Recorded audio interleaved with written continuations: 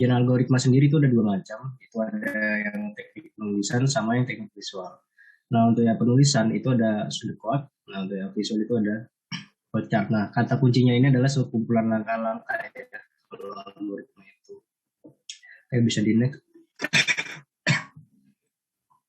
Nah, untuk pseudocode ini itu uh, sama modelnya kayak algoritma, cuma dia berbedanya dia agak mirip bahasa pemrograman, tapi dia bisa lebih dipahami untuk manusia. Jadi untuk penulisannya itu dia terdiri dari sintaks, statement, algoritma dan lainnya. Nah itu yang bisa dipahami oleh manusia. Nah pseudocode sendiri itu sama juga, kan dia bagian dari algoritma ya. Jadi dia berisi step-step atau langkah-langkah untuk menyelesaikan suatu masalah.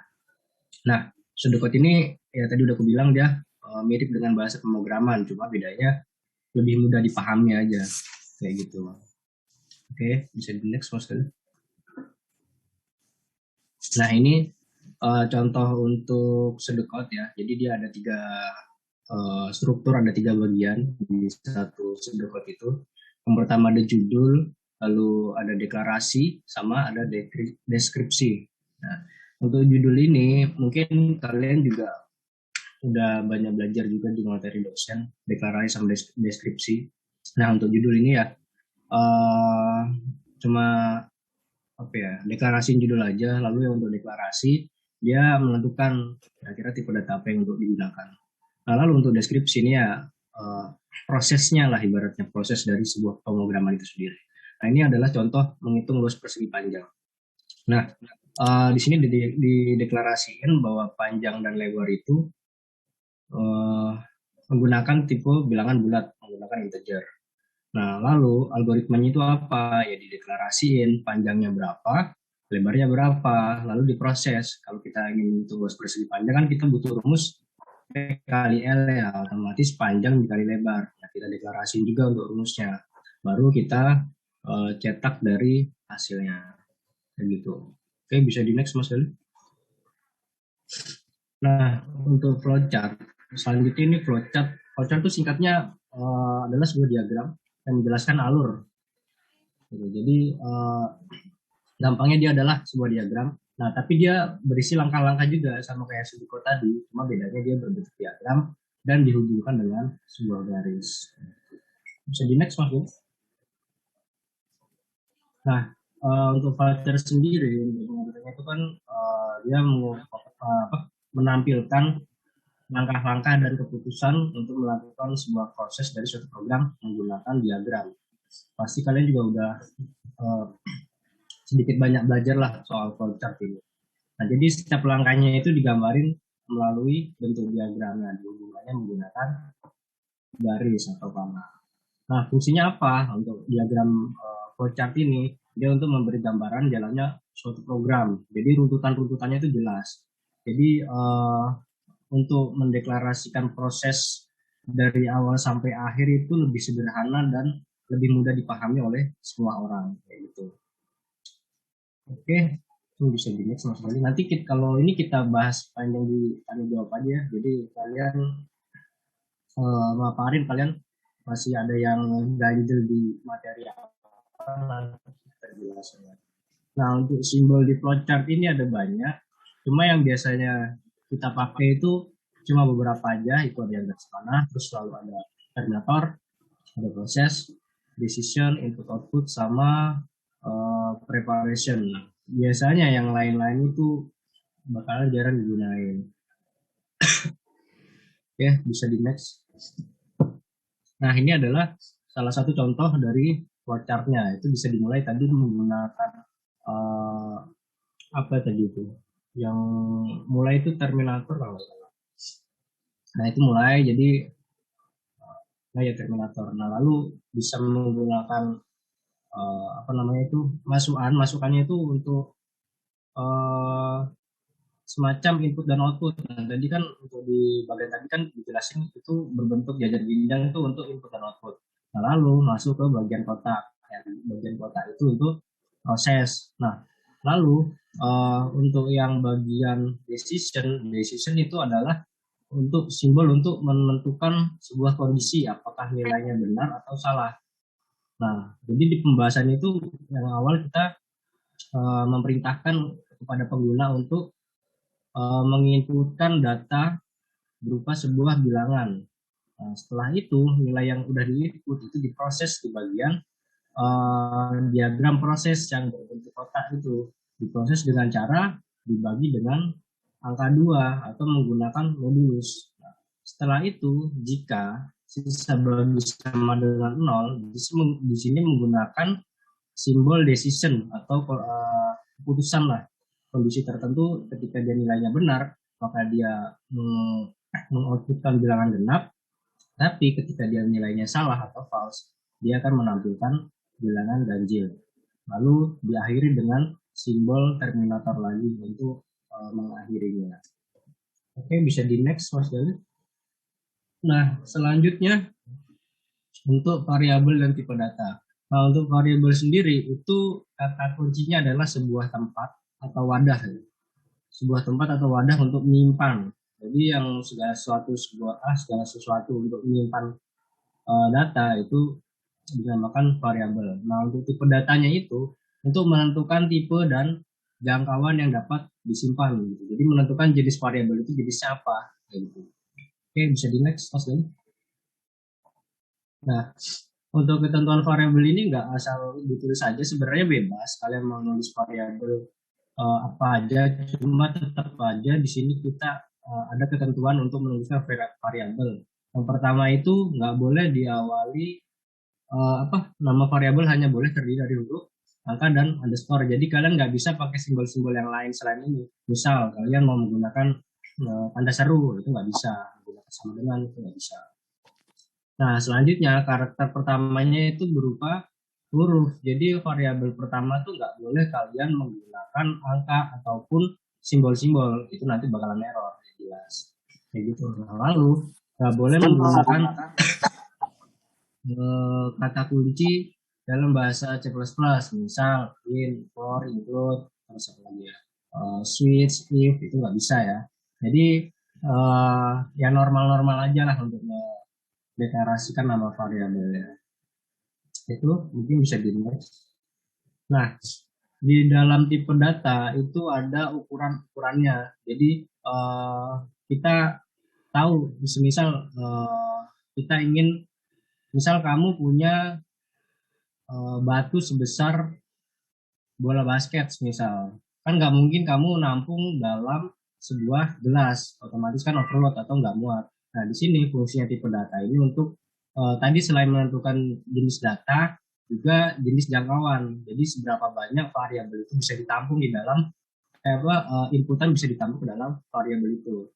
Nah, yang biasanya sering dipakai itu di pemrograman C++ itu ada short, in, long, float, double, dan char. Kenapa byte nggak dipakai? Byte itu sebenarnya satuan terkecil ya, jadi nggak mungkin dipakai, soalnya bakalan nggak guna lah ibaratnya. Nah, untuk short ini, short in long, nanti kita bahas juga tipe data apa, float, double, char. Nah, di sini bisa dilihat kapasitas maksimum nilainya berapa. Untuk short, dia nilai minimumnya dari min 32.000 sampai 32.000. Jadi lebih dari 32.000 itu nggak bisa pakai tipe data short. Nah, kalian harus milih kalian mau menggunakan tipe data integer atau long atau string dan sebagainya. Nah, lalu ada long.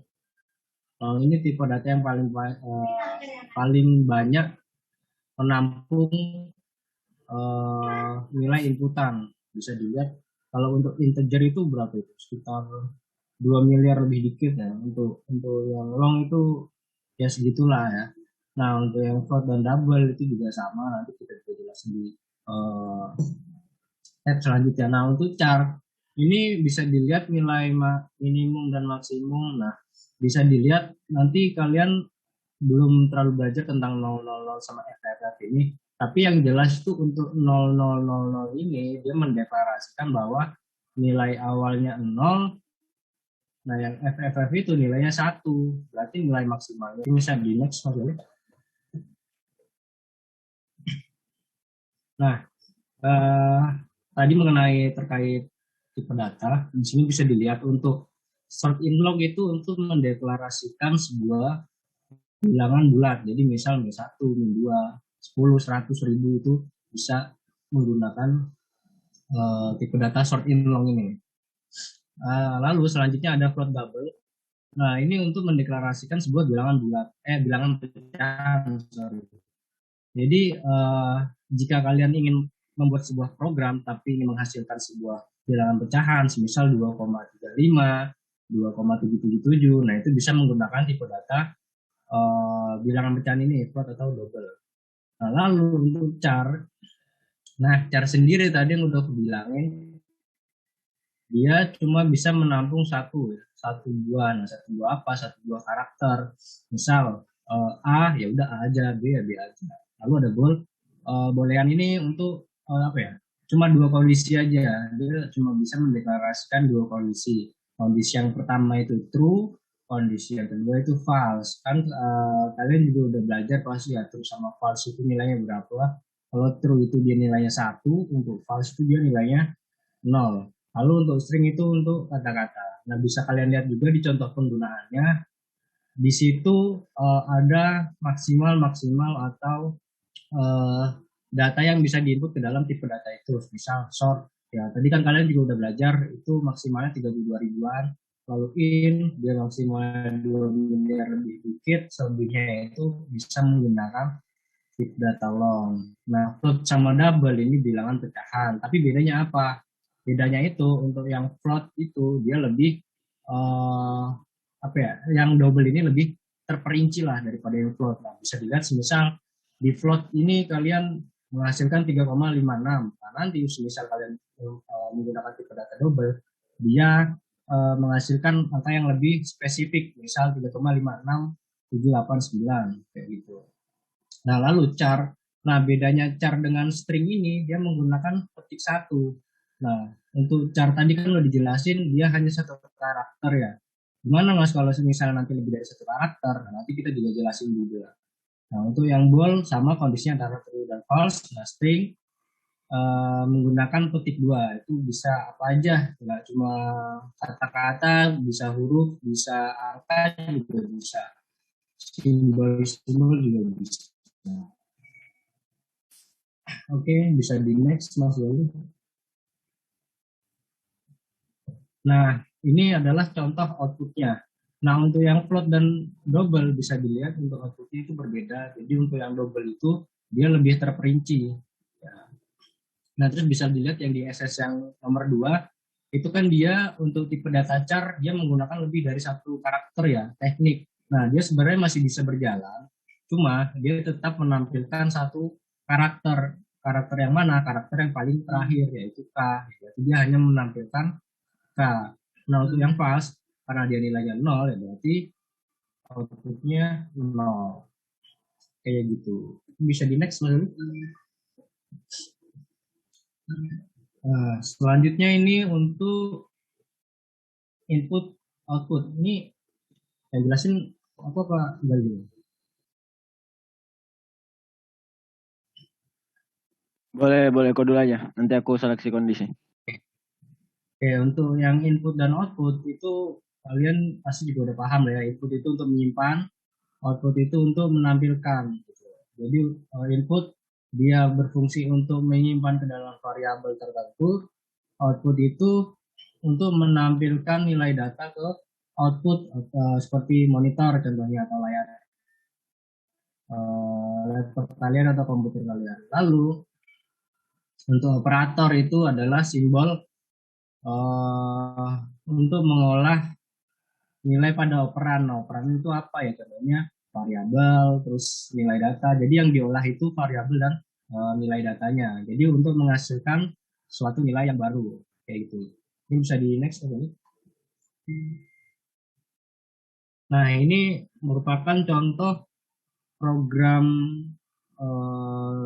dasar dari C++. Jadi ini merupakan struktur dasar lah, struktur yang bakalan sering kita pakai juga di pemrograman C++. Itu ada library-nya, library iostream itu untuk mengikut sertakan library dari input dan output. Bisa dilihat IO ya, itu input dan output. Lalu kita menggunakan using namespace itu gampangnya. Ketika kita nggak menggunakan using namespace, kita pasti memerlukan std titik dua double di depan setiap fungsi, misal out, nah depannya harus menggunakan std. Terus misalnya kita menggunakan ndl ya, ndl depannya menggunakan std. Nah biar gampang kita menggunakan namespace. Lalu ada inmind. Nah, inmind ini adalah titik awal jalannya program. Jadi misal kalian nanti bakalan belajar bab method. Nah nanti di sana kalian bakal bikin sebuah program yang punya banyak apa namanya lebih dari satu inilah, dari satu metode. Nah nanti itu akan banyak lebih dari satu main misal. Nah mainnya itu yang bakal dibaca duluan. Jadi program inmain ini adalah program yang bakalan dieksekusi lebih dulu. Nah gimana kalau misalnya inmainnya ada dua mas? Ya nggak bisa, inmain itu cuma ada satu, yaitu pilih salah satu, nggak bisa ada dua kalau inmain. Nah itu. Terus untuk input dan output, nah, kalian juga pasti udah belajar banyak ya. Untuk perintah menampilkan atau output itu menggunakan perintah cout atau console out.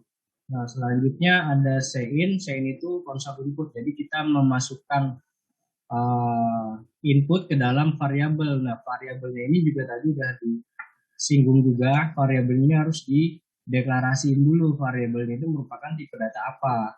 Setelah ditentuin, otomatis si sein ini dia bakalan menginputkan atau memasukkan nilai yang udah kita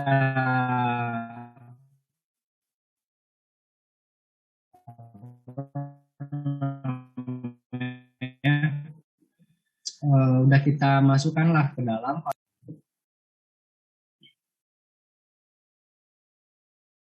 Bisa di-next mas lagi.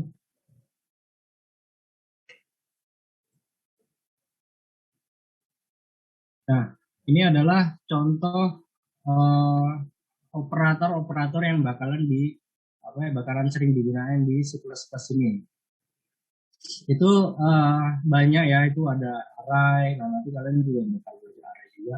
Lalu merubah prioritas. Jadi, misal kalian ingin menghitung sebuah luas, misal ya, otomatis ketika yang perhitungan yang ada di dalam tanda kurung itu dia bakalan diproses lebih dulu dibanding program di luar tanda kurung itu. Lalu nanti ada juga increment, lalu ada decrement, lalu ada operator logika, itu ada logika not, ada complement, binary, terus juga ada aritmatika, ada penambahan, pengurangan, pembagian dan sebagainya. Lalu nanti ada pergeseran bit, itu juga nanti masuknya ke operator bitwise. Nanti nggak bakal terlalu dibahas banyak lah. Nah, lalu di sini ada relasional. Kalian juga biasa kalian pakai ya di if else kan ada ya, ada yang lebih kecil, ada yang lebih kecil sama dengan, lebih besar sama dengan. Terus ada operator relasional itu untuk membandingkan. Jadi apakah dia nilainya sama atau tidak sama dengan. Lalu ada operator bitwise. Nah, operator bitwise tadi yang gue bilang, dia ini mengeksekusi programnya itu dirubah dulu ke biner, misal biner 1 dan biner 2 kan. Biner 1 itu berapa, biner 2 itu berapa. Nah nanti yang dijumlahkan itu merupakan bilangan binernya. Kan kalau misalnya dijumlahkan kan otomatis ketika dia nilainya ada yang bernilai 1, dia akan mengeluarkan atau mengoutputkan 1 juga. Tapi misalnya sama-sama 0, dia menampilkan angka 0 ya, sama ya kayak operator logika OR dan AND kayak gitu. Cuma bedanya dia akan mengeksekusi menggunakan bilangan biner. Tuh yang lain-lain ini ada operator logika juga, terus operator penugasan.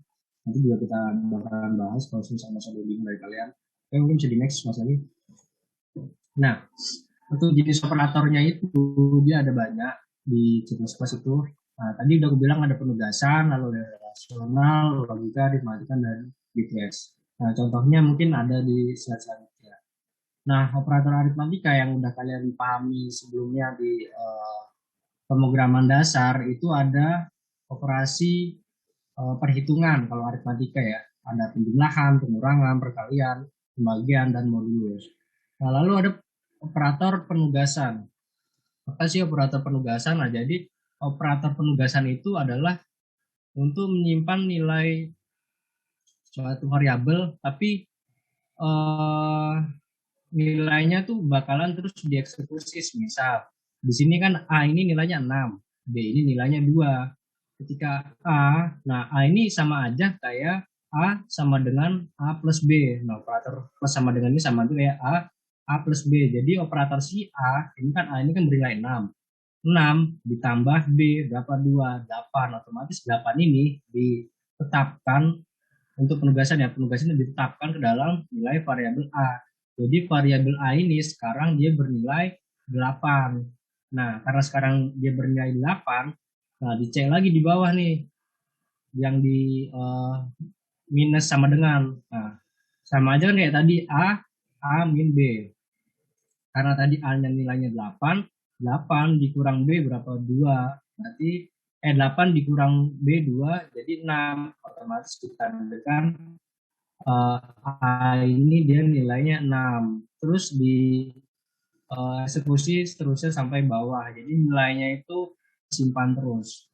Nah, itu untuk penugasan. Lalu operator logika. Logika itu kalau kalian belajar di SISDIK juga kan, itu ada operator AND, OR, sama NOT ya. Jadi sama modelnya membandingkan antara 1 dan 0. Jadi ketika misal dia menggunakan ini di PPT-nya ini dia A-nya itu bernilai 1, B-nya itu bernilai 0. Nah, misal di N kan otomatis 1 dikali 0, dia nilainya 0. Ketika di OR kan 1 ditambah 0, nilainya 1. Nah, untuk yang logika NOT, dia hanya membalikkan nilai. Misal A-nya kan nilainya 1, dibalik otomatis di inverse lah ya. Jadi nilainya dia 0.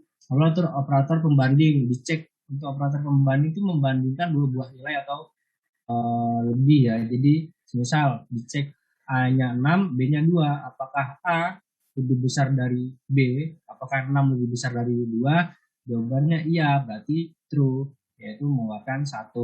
Terus apakah 6 lebih kecil daripada 2? Jawabannya salah ya, alias false. Dia akan menampilkan 0.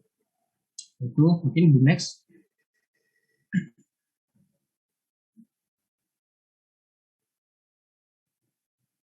Nah, lalu ada operator bitwise. Tadi yang udah aku bilang, operator bitwise itu dia mengeksekusi programnya, dia dirubah dulu ke bilangan biner. Misal A-nya ini 24, dia 35. Ya, A-nya ini 24, dia dijadiin biner berapa? 0, 1, 0, 0, 0. Nah, 35 dirubah juga ke biner. Jadi 1, 0, 0, 0, 1, 1. Nah, dia sama menggunakan operator AND OR itu sama, cuma bedanya yang dijumlahin dia binernya. Jadi bisa dilihat kalau semisal n kan dikali ya, berarti 0 dikali 1, 0, 0 kali 1, 0, dan seterusnya. Jadi menghasilkan 0, 0, 0, 0. Jadi hasilnya ya 0. Lalu ada operator pengurangan, ya sama aja, pengurangan, penjumlahan semua sama aja. Jadi di sini bisa dilihat itu 1 menggunakan OR ya, 0 diorkan dengan 1, 1. 0 dikurangi 0 dikurang 0 diorkan dengan 1, nilainya 1, dan seterusnya. Jadi yang ada nilainya 1, dia akan menghasilkan 1. Nah, 1111011 dia desimalnya berapa? Desimalnya 59. Ya udah, berarti dia dirubah lagi dan menampilkan output dengan nilai desimal. Kayak gitu. Terus bisa di next. Tes.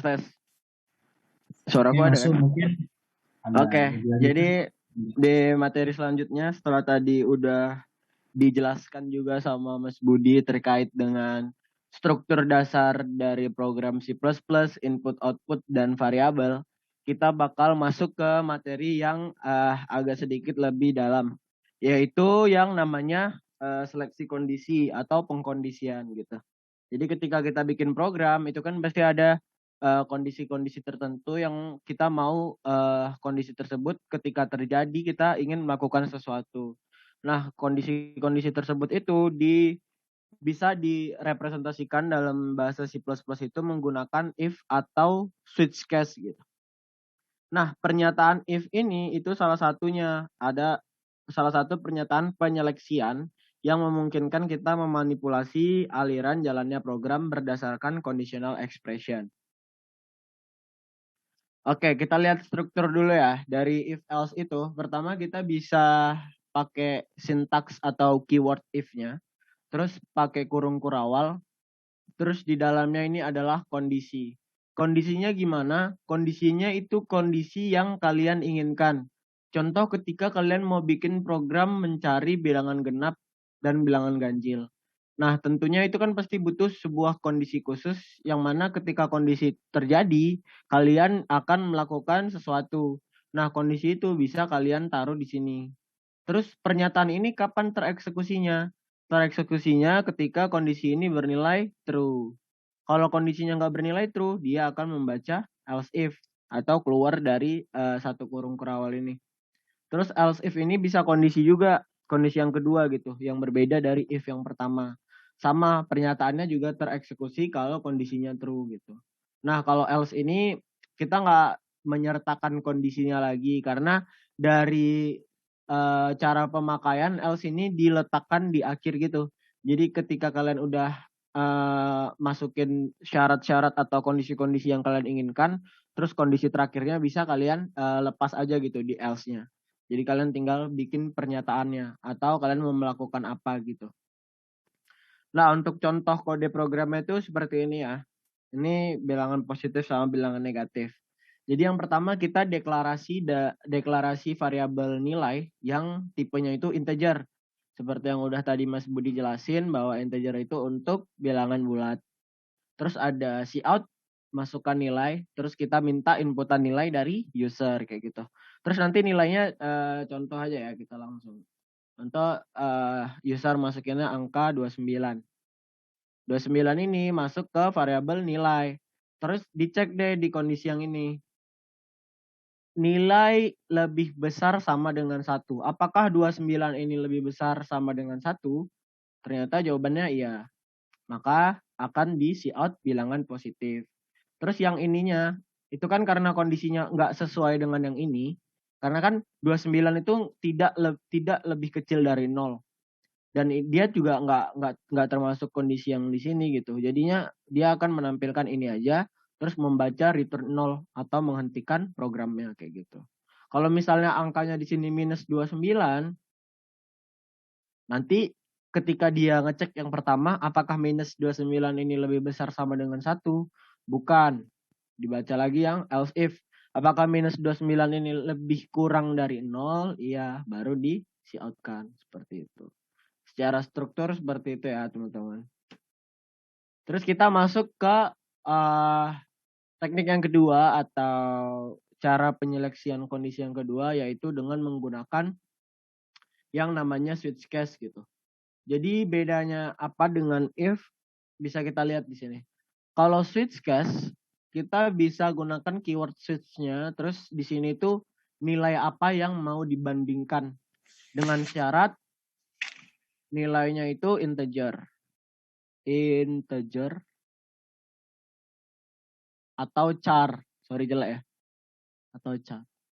Nah, jadi dua nilai ini aja. Kalau string gimana Kak? Nggak bisa ya. Kalian bisa coba sendiri di kediaman masing-masing. Kalau string itu nanti dia bakal error gitu. Contoh di sini misalkan integer, kita pakainya integer. Nah, case ini nanti akan kalian isi dengan misalkan integer itu ketika nilainya berapa, kalian mau melakukan apa gitu. Jadi di konstan ini, contoh kita di sini nilai ya, nilai. Nilai ini kayak yang tadi, nilai itu integer. Nanti di konstannya ini kalian bisa ketika nilainya 2 gitu. Ketika nilainya 2, kalian mau melakukan apa? Itu dilakukan di statement sini. Terus jangan lupa keyword break. Keyword break ini untuk ketika dia udah cocok dengan suatu kondisi, dia tidak akan membaca kondisi-kondisi yang lainnya. Itu ketika ada breaknya. Kalau breaknya nggak ada, misalnya ini udah cocok nih case-nya, sesuai dengan kondisinya. Tapi karena nggak ada breaknya, dia akan ngebaca yang case keduanya lagi. Baru sampai dia ketemu keyword break, barulah dia keluar dari switch-nya kayak gitu. Nah, secara struktur, itu tuh case-case-nya ini bisa kalian tambahin semau kalian gitu. Tapi usahain se-efektif mungkin gitu ya. Dan untuk default ini, itu sifatnya opsional gitu. Bisa ada, bisa enggak. Fungsinya gimana Kak? Fungsinya itu ketika dari semua kondisi-kondisi yang kalian deklarasikan atau deskripsikan itu nggak ada yang cocok, maka dia akan memanggil atau membaca statement yang ada di dalam default kayak gitu. Contoh ya, ini adalah, nah contoh ini kita punya variabel integer angka, terus masukkan sembarang angka bilangan bulat. Contohnya kita masukin berapa? 12. 12 masuk ke variabel angka, oke? Terus di switch, apa yang mau di switch atau apa yang mau dibandingkan variabel angkanya. Karena ingat dia tipenya integer gitu. Oke, jadi angkanya kita tulis di sini. Nah, di case atau switch case ini kita bisa pakai yang namanya range juga. Caranya ya kayak gini, 0 spasi titik 3 kali 9. Ini tuh dia bakal range gitu, dari 0 sampai 9. Kalau kita nggak mau range, bisa nggak? Nggak bisa. Jadi kalian bisa tulis case 12 langsung gitu. Jadi ketika angkanya sama dengan case-nya ini, ya udah kalian mau melakukan apa, di sininya bebas terserah gitu. Nah, contoh 12 ini. 12 ini ada di dalam case 0 sampai 9 nggak? Nggak. Ada di antara 10 sampai 99? Iya. Maka dia akan membaca cout angka yang Anda masukkan adalah puluhan. Terus dia nggak baca break. Artinya yang ininya tidak bakal dieksekusi lagi gitu. Sama juga yang ininya juga enggak. Tapi kalau kita masukinnya 1945, itu kira-kira yang tereksekusi yang mana? Nah, kalau 1945 ini, kalau dari case yang bisa kalian lihat kan ini nggak ada ya. Ini kan 100 sampai 999. Nah, otomatis dia akan ngebaca yang default atau menampilkan angka yang lain. Jadi dia bakal ngebaca defaultnya ini. Karena dari sisi case yang udah kalian deklarasiin di sini, itu tuh nggak ada yang sesuai gitu. Ya, gitulah kurang lebih. Oh, udah selesai. Oke. Karena materinya udah selesai juga, mungkin kalau ada yang mau bertanya, aku sama Mas Budi persilakan untuk bertanya. Mungkin kita kembaliin ke Mas Hilmi dulu. Terima kasih. Oke, mungkin seperti apa kata Mas Gali,